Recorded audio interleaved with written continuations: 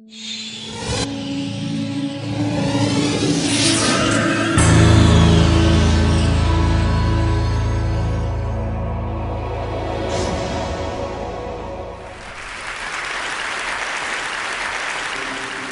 you. It's a real pleasure to be here. I last did a TED talk, I think about 7 years ago or so. I talked about spaghetti sauce, and so many people, I guess, watch those videos that, people have been coming up to me ever since to ask me questions about spaghetti sauce, which is a wonderful thing in the short term, but it's proven to be less than ideal over 7 years, and so I thought I would come and try and put spaghetti sauce behind me. The theme of this morning's session is things we make, and so I thought I would tell a story about someone who made one of the most precious objects of his era, and the man's name is Carl Norden. And Carl Norden was born in 1880, and he was Swiss, and of course the Swiss can be divided into two general categories: those who make small, exquisite, expensive objects, and those who handle the money of those who buy small, exquisite, expensive objects. And Carl Norden is very firmly in the former camp. He's an engineer. He goes to the Federal Polytech in Zurich. In fact, one of his classmates is a young man named Lenin, who would go on to break small, expensive, exquisite objects. And he's a Swiss engineer, Carl Norden. I mean that in its fullest sense of the word. He wears three-piece suits, and he has a very, very small, important mustache. And he's domineering and narcissistic and driven and has an extraordinary ego, and he works 16-hour days, and he has very strong feelings about alternating current, and he feels like a suntan is a sign of moral weakness, and he drinks lots of coffee, and he does his best work sitting in his mother's kitchen in Zurich for hours in complete silence with nothing but a slide rule. In any case, Carl Norden emigrates to the United States just before the First World War and sets up shop on Lafayette Street in downtown Manhattan. And he becomes obsessed with the question of how to drop bombs from an airplane. Now, if you think about it, in the age before GPS and radar, that was obviously a really difficult problem, right? It's a complicated physics problem. You've got a plane that's thousands of feet up in the air, going at hundreds of miles an hour, and you're trying to drop an object, a bomb, towards some stationary target in the face of all kinds of winds and cloud cover and all kinds of other impediments. And all sorts of people moving up to First World War and between the wars tried to solve this problem. And nearly everybody came up short. The bomb sites that were available were incredibly crude. But Carl Norden is really the one who cracks the code. And he comes up with this incredibly complicated device, weighs about 50 pounds. It's called the Norden Mark 15 bomb sight. And there's all kinds of levers and ball bearings and gadgets and gauges, and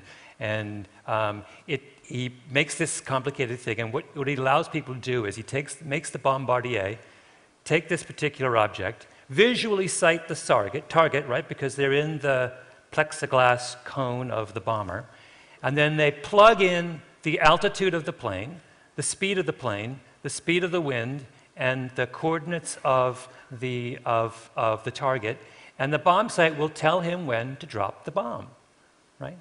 And as Norden famously says, before that bomb sight came along, bombs would routinely miss their target by a mile or more. But he said with the Mark 15 Norden bomb sight, he could drop a bomb into a pickle barrel at 20,000 feet. Now, I cannot tell you how incredibly excited the US military was by the news of the Norden bomb sight, right? It was like manna from heaven.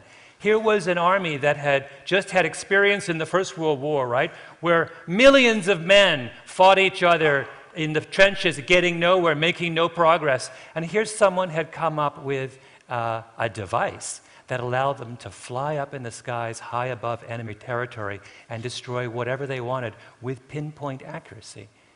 And the US military spends $1.5 billion in 1940 dollars developing the Norden bomb sight. And to put that in perspective, the total cost of the Manhattan Project was $3 billion. Half as much money was spent on this Norden bomb sight as was spent on the most famous military-industrial project of the modern era. And there were people, strategists within the US military, who genuinely thought that this single device was going to spell the difference between defeat and victory when it came to the battle against the Nazis and against the Japanese. And for Norden as well, this device had incredible moral importance, because Norden was a committed Christian. In fact, he would always get upset when people referred to the bomb sight as his invention, because in his eyes, only God could invent things. He was simply the instrument of God's will. And what was God's will? Well, God's will was that the amount of suffering in any kind of war be reduced to as small amount as possible, right?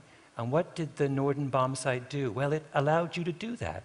It allowed you to bomb only those things that you absolutely needed and wanted to bomb. So in the years leading up to the Second World War, the US military buys 90,000 of these Norden bomb sights at a cost of $14,000 each, again in 1940 dollars. That's a lot of money.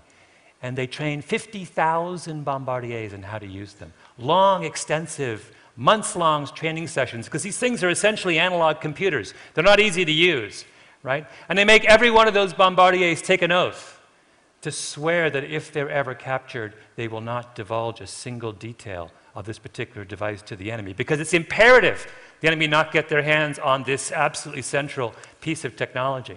And whenever the Norden bomb sight is taken onto a plane, it's escorted there by a series of armed guards, and it's carried in a box with a canvas shroud over it, right? And the box is handcuffed to one of the guards. And it's never allowed to be photographed. And there's a little incendiary device inside of it, so that if the plane ever crashes, it will be destroyed, and there's no way the enemy can ever get their hands on it. The Norden bomb sight is the Holy Grail. So what happens during the Second World War? Well, turns out it's not the Holy Grail. In practice, the Norden bomb sight can drop a bomb into a pickle barrel at 20,000 feet, but that's under perfect conditions. And of course, in wartime, conditions aren't perfect. First of all, it's really hard to use, really hard to use. And not all of the people who are, of those 50,000 men who are bombardiers, have the ability to properly program an analog computer. Secondly, it breaks down a lot, right? It's full of all kinds of gyroscopes and pulleys and gadgets and ball bearings, and they don't work as well as they ought to in the heat of battle. Thirdly, when Norden was making his calculations, he assumed that a plane would be flying at a relatively slow speed at low altitudes, right? Well, in a real war, you can't do that. You'll get shot down. So they start flying them at high altitudes, at incredibly high speeds, and the Norden bomb sight doesn't work as well under those conditions. But most of all, the Norden bomb sight required the bombardier to make visual contact with the target. But of course, what happens in real life? There are clouds, right? It needs cloudless sky to be really accurate. Well, how many cloudless skies do you think there were above Central Europe between 1940 and 1945, right? Not a lot. And then to give you a sense of just how inaccurate the Norden bomb sight was, there was a famous case in 1944 where the Allies bombed a chemical plant in Leuna, Germany. And the chemical plant comprised 757 acres. And over the course of 22 bombing missions, the Allies dropped 85,000 bombs on this 757-acre chemical plant using the Norden bomb sight. Right? Well, what percentage of those bombs do you think actually landed inside the 700-acre perimeter of the plant? 10%. Right? 10%. And of those 10% that landed, 16% didn't even go off. They were duds, right? The Leuna chemical plant, after one of the most extensive bombings in the history of the war, was up and running within weeks. And by the way, all those precautions to keep the Norden bomb sight out of the hands of the Nazis, well, it turns out that Karl Norden, as a proper Swiss, was very enamored of German engineers. So in the 1930s, he hired a whole bunch of them, including a man named Hermann Long, who in 1938 gave a complete set of the plans for the Norden bomb sight to the Nazis. So they had their own Norden bomb sight throughout the entire war, which also, by the way, didn't work very well. So why do we talk about the Norden bomb sight? Well, because we live in an age where there are lots and lots of Norden bomb sites, right?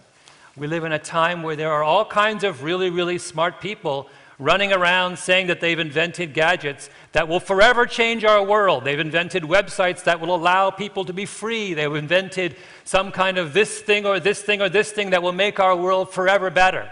Right? And if you go into the military, you'll find lots of Carl Nordens as well. If you go to the Pentagon, they will say, you know what, now we really can put a bomb inside a pickle barrel at 20,000 feet. Right? And you know what, it's true. They actually can do that now. But we need to be very clear about how little that means. In the Iraq War, at the beginning of the first Iraq War, the US military, the Air Force, sent 2 squadrons of F-15E fighter Eagles to the Iraqi desert, equipped with these $5 million cameras that allowed them to see the entire desert floor. And their mission was to find and to destroy, remember the Scud missile launchers? Those surface-to-air missiles that the Iraqis were launching at the Israelis? The mission of that 2 squadrons was to get rid of all the Scud missile launchers. And so they flew missions day and night, and they dropped thousands of bombs, and they fired thousands of missiles in an attempt to get rid of this particular scourge. And after the war was over, there was an audit done, as the Army always does, the Air Force always does, and they asked the question, how many Scuds did we actually destroy? You know what the answer was? 0, right? Not a single one. Now, why is that? Is it because their weapons weren't accurate? Oh, no. They were brilliantly accurate. They could have destroyed this little thing right here from 25,000 feet. The issue was they didn't know where the Scud launchers were, right? The problem with bombs and pickle barrels is not getting the bomb inside the pickle barrel, it's knowing how to find the pickle barrel, right? That's always been the harder problem when it comes to fighting wars. Or take the battle in Afghanistan. What is the signature weapon of the CIA's war in northwest Pakistan? It's the drone. What is the drone? Well, it is the grandson of the Norden Mark 15 bomb sight. It is this weapon of devastating accuracy and precision. And over the course of the last 6 years in northwest Pakistan, the CIA has flown hundreds of drone missiles and has used those drones to kill 2,000 suspected Pakistani and Taliban militants. Now, what is the accuracy of those drones? Well, it's extraordinary. We think we're now at 95% accuracy when it comes to drone strikes. 95% of the people we kill need to be killed, right? That is one of the most extraordinary records in the history of modern warfare. But you know what the crucial thing is? In that exact same period that we've been using these drones with devastating accuracy, the number of attacks, of suicide attacks and terrorist attacks against American forces in Afghanistan has increased tenfold. As we have gotten more and more efficient in killing them, they have become angrier and more motivated to kill us. I have not described to you a success story, right? I've described to you the opposite of a success story. And this is the problem with our infatuation with the things we make. We think that things we make can solve our problems, but our problems are much more complex than that. The issue isn't the accuracy of the bombs you have. It's how you use the bombs you have, and more importantly, whether you ought to use bombs at all. Right? There's a postscript to the Norden, the story of Carl Norden and his fabulous bomb sight, and that is on August 6, 1945, a B-29 bomber, right, called the Enola Gay flew over Japan, and using a Norden bomb sight, dropped a very large thermonuclear device on the city of Hiroshima,